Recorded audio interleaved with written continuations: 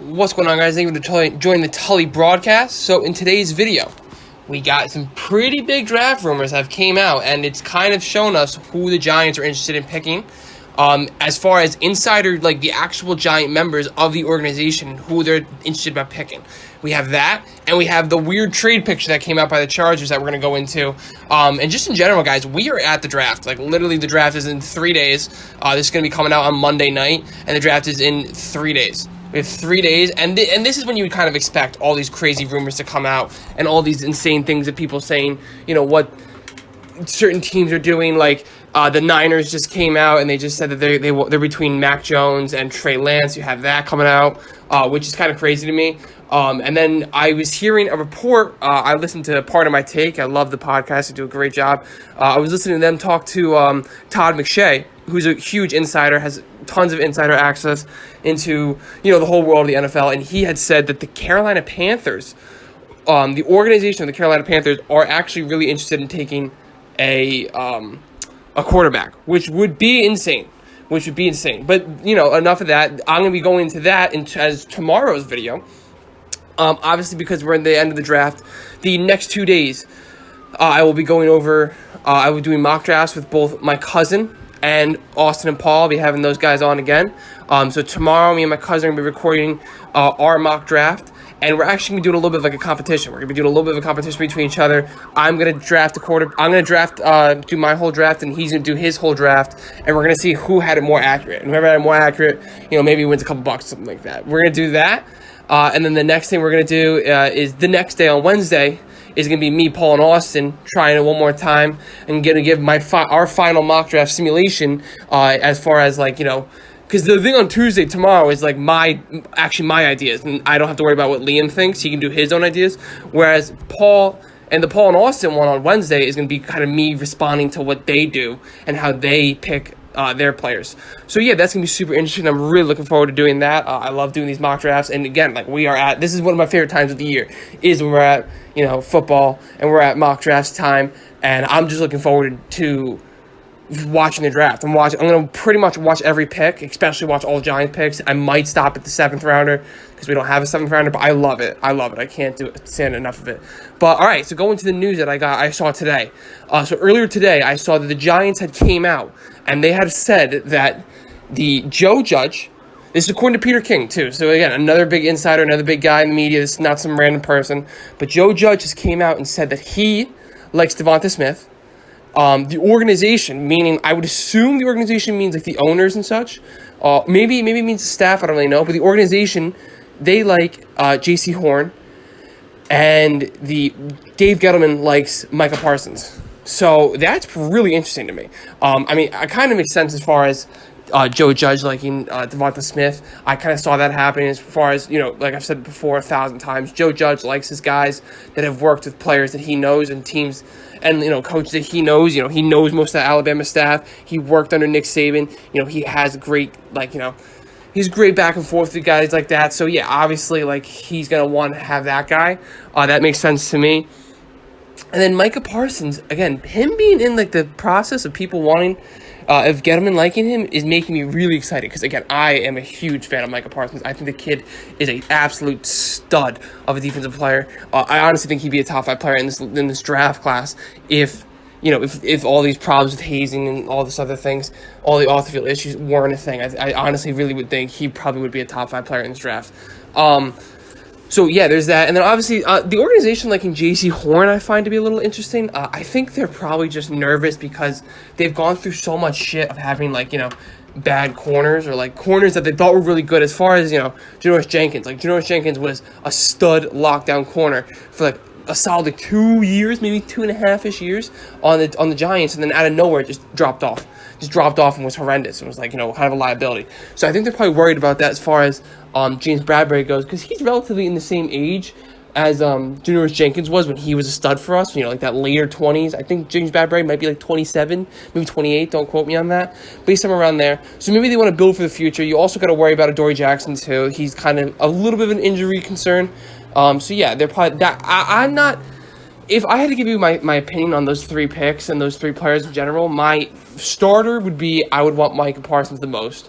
He was my number one guy that I'd want the most. My second person I'd want the most would be Davonte Smith, and then J.C. Horn would be my last. And to be totally honest with you guys, I really wouldn't be upset with any of them.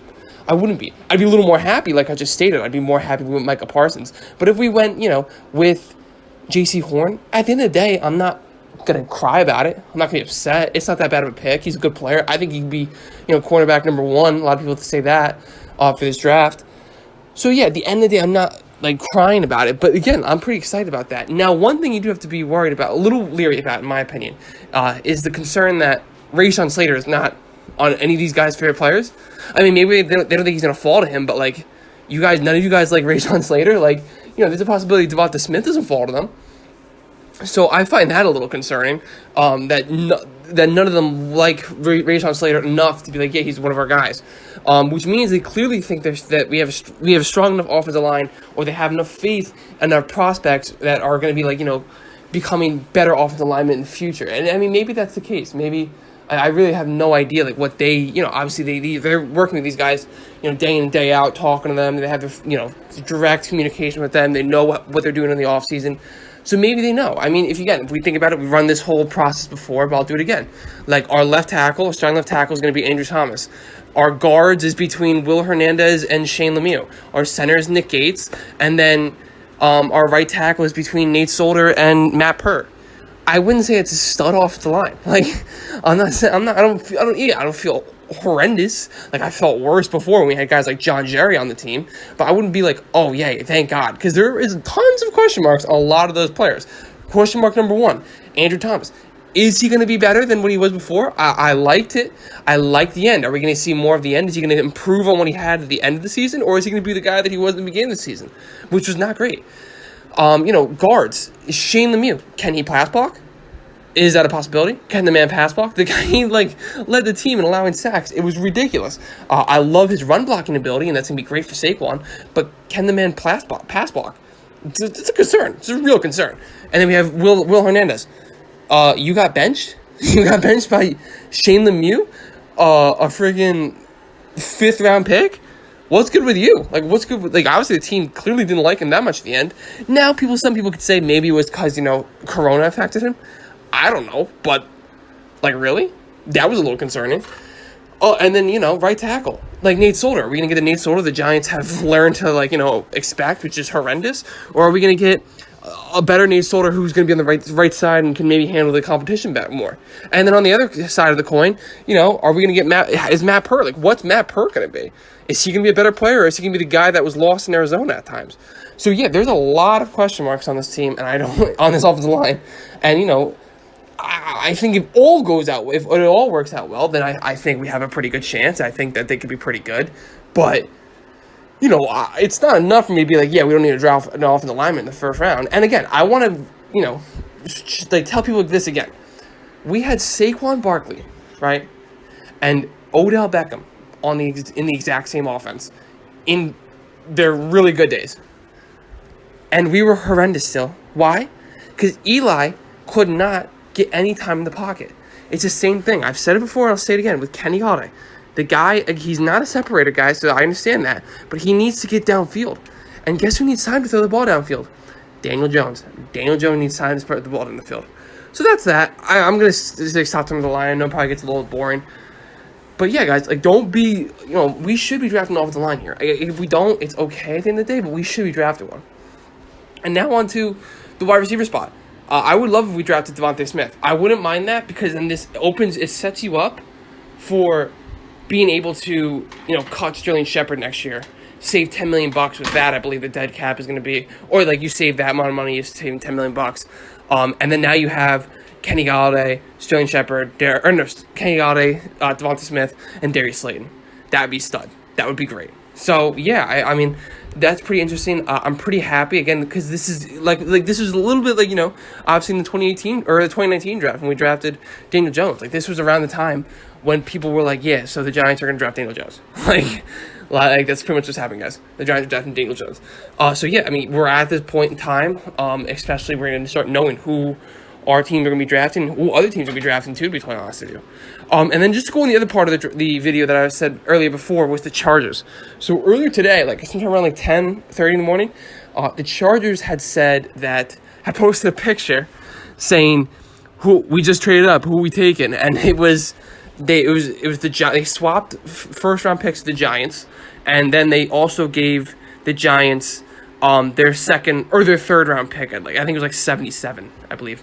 So a little weird, and then they deleted it like right away. So like I don't know what that completely means, but if that's the case, like that's a huge win for the Giants. Like sick, because then the Giants they just go down to 13. They only go down 2 places, and they also get a third round pick.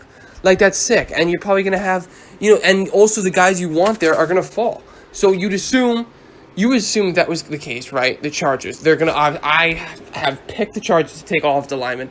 It's for sure happening. Who is it gonna be? Who knows? Maybe they're waiting to see who falls to them. Who falls? You never know. People have Vera Tucker going there. People have Darashaw going there.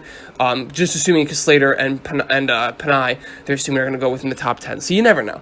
You really don't. But maybe they're assuming, maybe we can get Panay, we can get Slater at 11. Who knows? But that's a huge pick for us because then it just leaves the Eagles. And the Eagles and us have low-key similar draft prospects, I would say, probably the same. They want a wide receiver. They need a cornerback too. Micah Parsons would be a great addition to their defensive line, their linebacker corps. They don't have any good linebackers either. So it brings me back to, again, I'm happy. Whoever the Eagles take, great. Then it just makes our decision easier. Now we have 2 more options. So if they take Davonte Smith, okay, now we're between Micah Parsons and J.C. Horn. And you could maybe figure something out from there. I'm cool with either or. And then vice versa. If the Eagles take Micah Parsons, now it's all right, cool. But now we're between Davonte Smith and J.C. Horn. I think it's probably an easier decision going Davonte Smith, but who knows? So, yeah, and then also this just helps you out even more because we are struggling. We only have 6 picks. So we're one of the league lowest with 6 picks. So we have no picks at all, and this just adds more to your draft ability. And maybe who knows? Maybe you can package a couple more picks to get a higher second round pick or anything. The possibilities are endless. So I really would hope this trade goes through. I guess it's kind of stipulation because nothing has really happened, so no one really knows. But yeah, this is huge. This is just huge in general. I'm really excited. And again, tomorrow I'll be posting this video. Should be going out in an hour, maybe at 5:30. I'm recording at 4:30. So tomorrow I'll post a video. I'll do the video with me and Liam. We're going to go over our draft and what we think it's going to be. And then on Wednesday, it's going to be me and Austin and Paul, going over our final draft class. And again, I am so excited. This weekend I'm going to be going over the wins. I'll be going to the first rounder. I cannot wait. But yeah, guys, I hope you enjoyed this. And, thanks for listening.